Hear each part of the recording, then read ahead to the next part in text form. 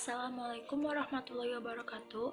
Nama saya Nilam Andini, absen 23 dari kelas 11 MIPA 7. Di sini saya akan melakukan praktikum biologi tentang difusi dan osmosis.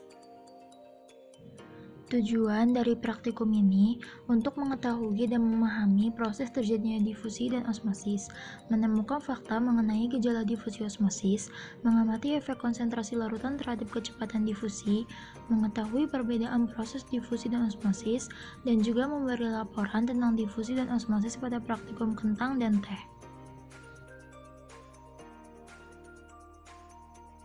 Berikut alatan bahannya, kita membutuhkan 4 teh celup,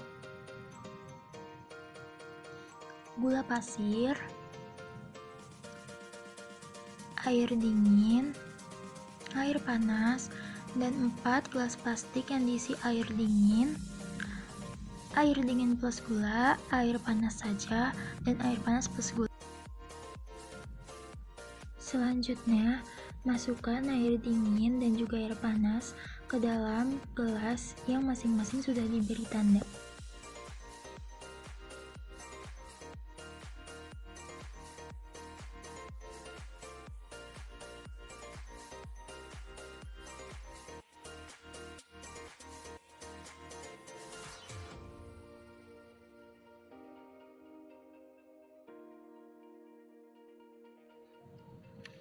Masukkan gula pasir masing-masing 1 sendok ke dalam gelas yang diberi tanda air dingin plus gula dan juga air panas plus gula. Aduk hingga larut.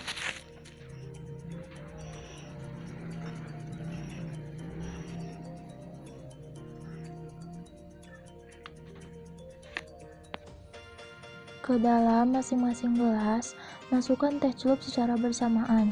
Jangan diaduk, dan waktu saya memasukkan teh ini pada pukul 10.00.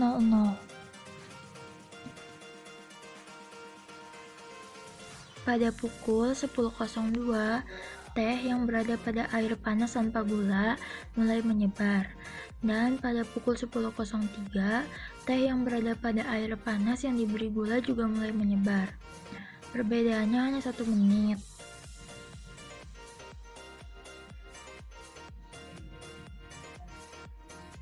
Dan teh yang berada pada air dingin plus gula dan juga teh yang berada pada air dingin belum ada tanda-tanda penyebaran.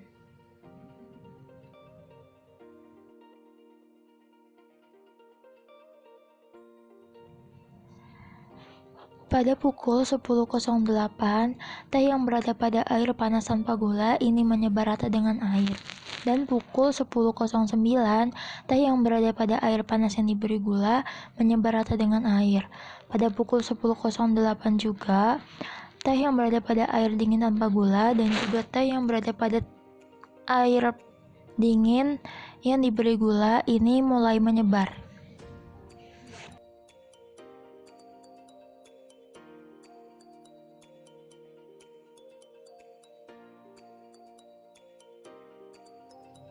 Pada pukul 10.17, teh yang berada pada air dingin tanpa gula menyebar rata dengan air.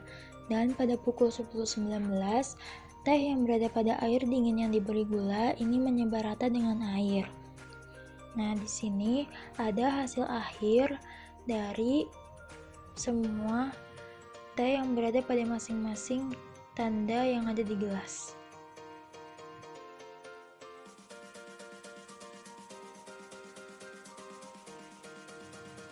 Berikut alatan bahannya, ada pisau, penggaris, kentang, air biasa, gelas plastik yang diberi tanda air garam dan juga untuk air biasa, dan juga garamnya.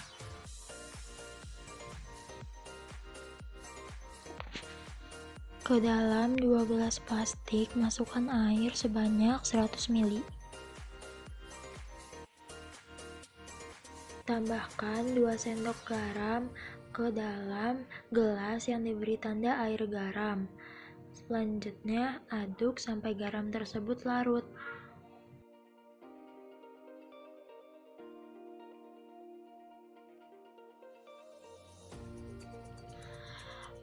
Kentang dikupas lalu dipotong dengan ukuran 1 x 1 x 6 cm sebanyak 6 buah. Lalu kentang ini dimasukkan masing-masing 3 buah ke masing-masing gelas. Di sini kentang akan diamati setelah perendaman 3 jam, 6 jam, dan juga 24 jam.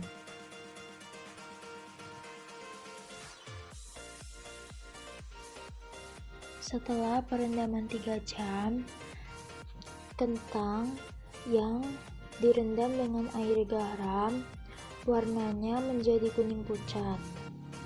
Teksturnya melunak dan juga lentur. Di sini bisa dilihat sangat lentur. Dan bentuk atau ukuran kentangnya ini menjadi berkurang 1 cm dari ukuran awal.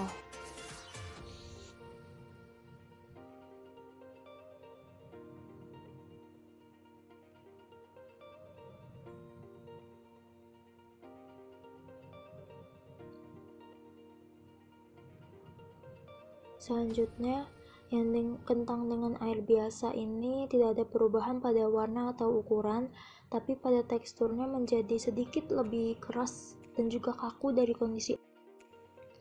Ini kondisi kentang yang direndam dengan air garam setelah 3 jam, ukurannya berkurang 1 cm dari kondisi awal. Ini kentang yang direndam dengan air tanpa garam, kondisinya tidak berubah atau tidak berkurang ukurannya. Di sini ada hasil setelah perendaman 6 jam.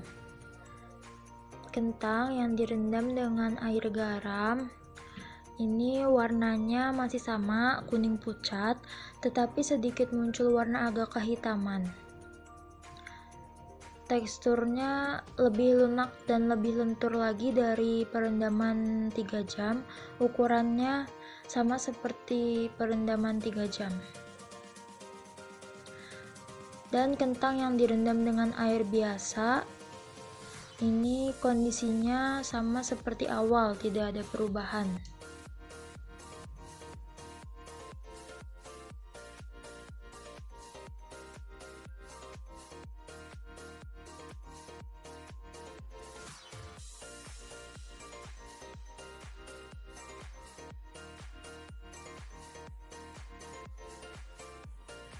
Ini kondisi kentang setelah perendaman 24 jam. Kentang yang direndam dengan air garam, warnanya kuning pucat dan juga muncul warna agak kehitaman seperti kondisi sebelumnya. Teksturnya ini lebih lunak dan juga lebih lentur lagi. Bisa dilihat. Bentuknya sama seperti kondisi sebelumnya, yaitu berkurang 1 cm dari sebelum perendaman. Dan kentang yang direndam dengan air tanpa garam, itu kondisinya masih sama seperti awal, tidak ada perubahan. Bisa dilihat.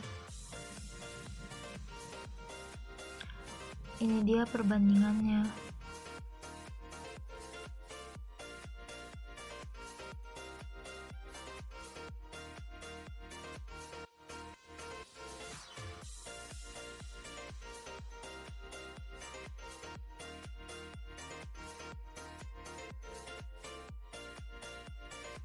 Kesimpulan dari praktikum ini, terbukti adanya peristiwa osmosis, di mana kentang yang terendam dalam air garam ukurannya berkurang, karena kentang dan garam memiliki suatu konsentrasi yang mana lebih tinggi apabila dibandingkan dengan lingkungannya, yang memiliki konsentrasi yang rendah, atau dapat dikatakan bahwa osmosis ialah pindahnya suatu zat pelarut.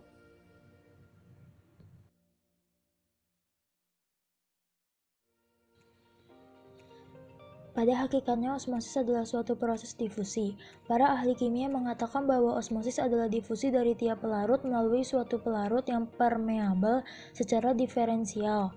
dari suatu tempat berkonsentrasi tinggi ke tempat berkonsentrasi rendah. Perlu ditekankan bahwa konsentrasi di sini adalah konsentrasi pelarutnya, yaitu air dan bukan konsentrasi dari zat yang larut, molekul atau ion, dalam air itu. Sedangkan difusi atau gerakan molekul dari konsentrasi yang lebih tinggi ke konsentrasi yang lebih rendah, yaitu penurunan gradien konsentrasi sampai mencapai keseimbangan dan penyebaran.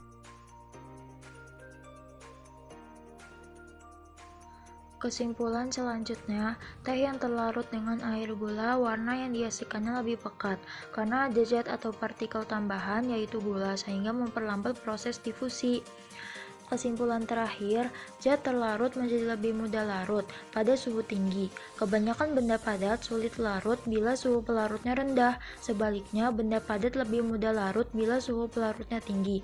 Sifat ini yang menyebabkan teh lebih cepat menyerap ke dalam air panas.